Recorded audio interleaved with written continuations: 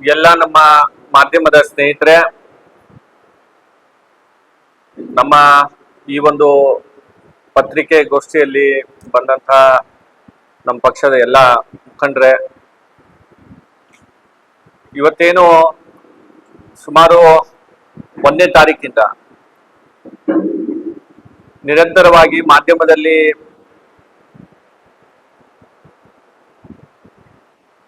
ನಾನು ಮಾತನಾಡಿದ ಬಗ್ಗೆ ಇವತ್ತೇನು ಮಾಧ್ಯಮದಲ್ಲಿ ಪ್ರಕಟ ಆಗ್ತಾ ಇದೆ, ಅದರ ಕುರಿತು ಇವತ್ತು ಒಂದು ಎಲ್ಲರಿಗೂ ಕೂಡ ಯಾವ ಹಿನ್ನೆಲೆಯಲ್ಲಿ ನಾನು ಮಾತಾಡಿದ್ದೇನೆ ಅಂತ ಅನ್ನೋದನ್ನ ಇವತ್ತು ಜನರಿಗೆ ಗೊತ್ತಾಗ್ಬೇಕು ಅಂತ ಅನ್ನುವ ನಿಟ್ಟಿನಿಂದ ಇವತ್ತು ಈ ಒಂದು ಪತ್ರಿಕಾ ಗೋಷ್ಠಿ ನಡೀತಾ ಇದೆ. ನಾನಾಗ್ಲಿ, ನಮ್ಮ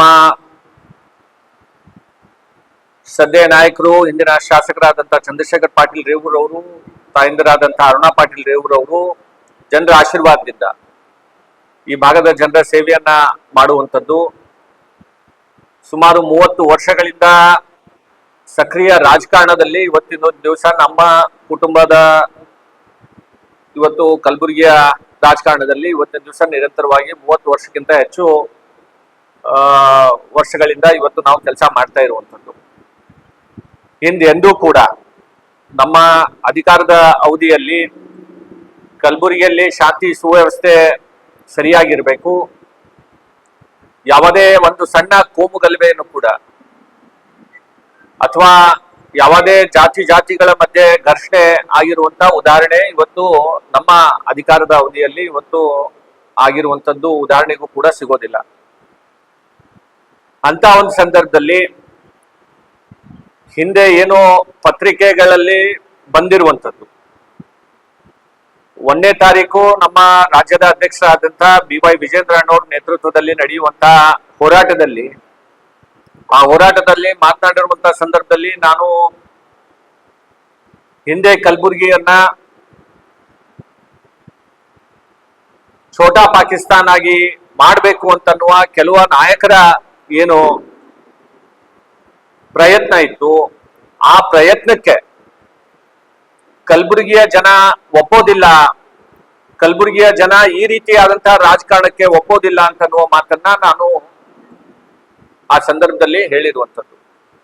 ಕಲಬುರಗಿಯ ಜನ ಅಂತಂದ್ರೆ ಯಾರು?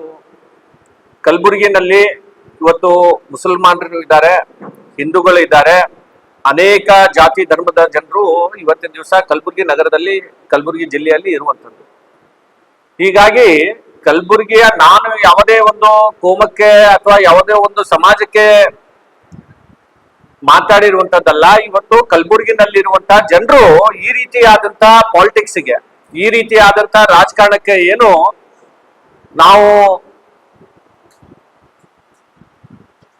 ಪಾಕಿಸ್ತಾನವನ್ನ ಮಾಡ್ಲಿಕ್ಕೆ ಹೋದ್ರೆ ಕಲಬುರಗಿಯ ಜನನೇ ಇದಕ್ಕೆ ಒಪ್ಪೋದಿಲ್ಲ ಅಂತನ್ನುವ ಮಾತನ್ನ ನಾನು ಆ ಸಂದರ್ಭದಲ್ಲಿ ಹೇಳಿರುವಂತದ್ದು. ನಮ್ಮ ತಂದೆಯವರು ಚುನಾವಣೆಗೆ ನಿಂತ ಸಂದರ್ಭದಲ್ಲೂ ಕೂಡ ಅನೇಕ ಜನ ಮುಸ್ಲಿಮರ ನಾಯಕರನ್ನು ಕೂಡ ಇವತ್ತಿನ ದಿವಸ ಅವರಿಗೆ ಸಹಕಾರ ಕೋರಿರುವಂತದ್ದು ತಮ್ಮೆಲ್ಲರಿಗೂ ಕೂಡ ಗೊತ್ತಿರುವಂತದ್ದು. ಹೀಗಾಗಿ ಆ ಚುನಾವಣೆಯನ್ನು ಕೂಡ ಗೆಲ್ಲಬೇಕು ಅಂತಂದ್ರೆ ದೇಶಭಕ್ತ ಮುಸ್ಲಿಂ ಜನನು ಕೂಡ ಇವತ್ತು ಈ ರೀತಿಯಾದಂತ ಏನು ರಾಜಕೀಯ ಕಲಬುರಗಿನಲ್ಲಿ ನಡೀತಾ ಇದೆ ಅದನ್ನ ವಿರೋಧಿಸಿ ಇವತ್ತು ನಮಗೆ ಅವಕಾಶ ಮಾಡಿಕೊಟ್ಟಿರುವಂತದ್ದು ಇವತ್ತು ನಾವು ನೋಡ್ಲಿಕ್ಕೆ ಸಿಗುತ್ತೆ. ಹೀಗಾಗಿ ಏನು ಕೆಲವೊಬ್ರು ಇವತ್ತು ವೈಯಕ್ತಿಕವಾಗಿನೂ ಕೂಡ ಇವತ್ತಿನ ದಿವಸ ಟೀಕೆಯನ್ನ ಮಾಡ್ತಾ ಇದ್ದಾರೆ. ನಮಗೆ ಕಾನೂನಿನ ಮೇಲೆ ವಿಶ್ವಾಸ ಇದೆ. ಯಾರು ಕಾನೂನನ್ನ ಮೀರಿ ಇವತ್ತು ಕಾನೂನನ್ನ ಉಲ್ಲಂಘನೆಯನ್ನ ಮಾಡ್ತಾರೆ ಅವ್ರ ಮೇಲೆ ಕ್ರಮ ಆಗತ್ತೆ ಅಂತ ವಿಶ್ವಾಸ ಇದೆ. ನಾವು ಪೊಲೀಸ್ ಕಮಿಷನರ್ ಕೂಡ ಕೇಳ್ಕೊಂಡಿದ್ದೇವೆ.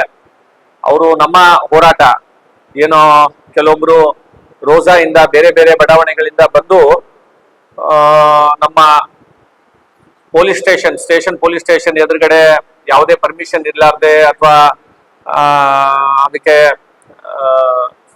ಪೊಲೀಸ್ ಸ್ಟೇಷನ್ ಇಂದಾನು ಕೂಡ ಏನು ಅದಕ್ಕೆ ಪರವಾನಗಿಯನ್ನ ತಗೊಳ್ಳಾರ್ದೆ ಇವತ್ತು ಅಲ್ಲಿ ಬಂದು ಗುಂಡಾಗರ್ದಿಯನ್ನ ಮಾಡಿದ್ದಾರೆ. ಅವರ ವಿಡಿಯೋಗಳನ್ನ ತಗೊಂಡು ಪೊಲೀಸರಿಗೆ ಈಗಾಗಲೇ ನಮ್ಮ ಅಲ್ಲಿನ ಮಹಾನಗರ ಪಾಲಿಕೆ ಸದಸ್ಯರಾದಂತಹ ಮಲ್ಲು ಉದ್ನೂರ್ ಅವರು ಆ ವಿಡಿಯೋಗಳನ್ನ ಮತ್ತು ಯಾರ್ಯಾರು ಮಾಡಿದ್ದಾರೆ ಅವ್ರ ಹೆಸರುಗಳನ್ನ ಇವತ್ತು ಪೊಲೀಸರಿಗೆ ಕೊಟ್ಟಿದ್ದಾರೆ. ತಕ್ಷಣದಲ್ಲಿ ಪೊಲೀಸರು ಅವ್ರ ಮೇಲೆ ಕ್ರಮವನ್ನ ಜರುಗಿಸ್ಬೇಕು.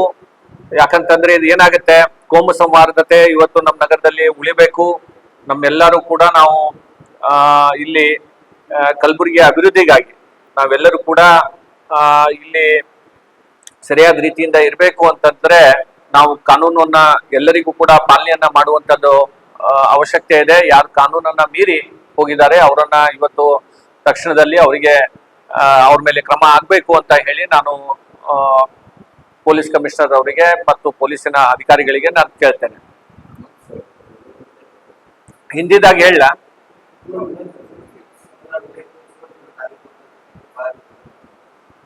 ಅದೇ ಹೇಳ್ತಾ ಇದ್ದೀನಲ್ಲ, ಈಗಿರುವಂತ ನಮ್ಮಲ್ಲಿ ಶಾಸಕರಾದಂತ ಅಲ್ಲಂ ಪ್ರಭು ಪಾಟೀಲ್ ಅವರು ಒಂದು ಸ್ಟೇಟ್ಮೆಂಟ್ ಅನ್ನ ಕೊಟ್ಟಿದ್ದಾರೆ.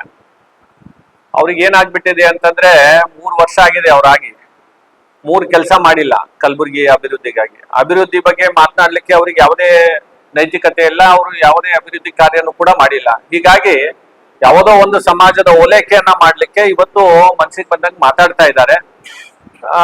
ಅವರು ತಮ್ಮ ಪಕ್ಷದಲ್ಲಿ ಏನ್ ನಡೀತಾ ಇದೆ ಅನ್ನೋದನ್ನ ಇವತ್ತು ಅವಲೋಕನೆಯನ್ನ ಮಾಡ್ಕೊಳ್ಳಿ. ಅವ್ರ ಪಕ್ಷದಲ್ಲಿನೇ ಅನೇಕ ಜನ ಟಿಕೆಟ್ ಕೇಳ್ತಾ ಇದ್ದಾರೆ. ಅದನ್ನ ನೋಡೋದ್ ಬಿಟ್ಟು ನಮ್ಮ ಪಾರ್ಟಿ ಬಗ್ಗೆ ಅವರು ಇವತ್ತಿನ ದಿವಸ ಮಾತನಾಡೋದು ಸರಿಯಲ್ಲ ಅಂತ ಹೇಳಿ ನಾನು ಈ ಸಂದರ್ಭದಲ್ಲಿ ಹೇಳಿಕೆ ಬಯಸ್ತಾ ಇದ್ದೇನೆ. ನಾನು ಹಿಂದಿನಲ್ಲಿ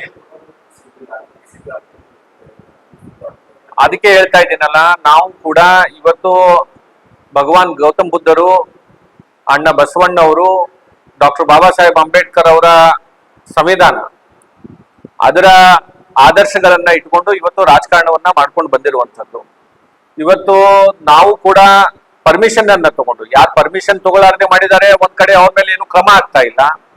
ನಮ್ಮ ಕಾರ್ಯಕರ್ತರಾಗಿರ್ಬೋದು, ನಮ್ಮ ನಾಯಕರಾಗಿರ್ಬೋದು, ಅವರು ಪರ್ಮಿಷನ್ ಕೇಳಕ್ ಹೋದ್ರೆ ಇವತ್ತು ಪೊಲೀಸರಿಂದ ಪರ್ಮಿಷನ್ ಸಿಗ್ತಾ ಇಲ್ಲ. ಅಂದ್ರೆ ಎಲ್ಲೋ ಒಂದ್ ಕಡೆ ಇವತ್ತು ನಮ್ಮನ್ನ ಹತ್ತಿಕ್ಕುವಂತ ಕೆಲಸ ಇವತ್ತು ಆಗ್ತಾ ಇದೆ. ಈ ರೀತಿ ಇದು ಸರಿಯಲ್ಲ ಅಂತ ಅನ್ನೋದನ್ನು ಕೂಡ ನಾನು ಈ ಸಂದರ್ಭದಲ್ಲಿ ಹೇಳಕ್ಕೆ ಬಯಸ್ತಾ ಇದ್ದೇನೆ.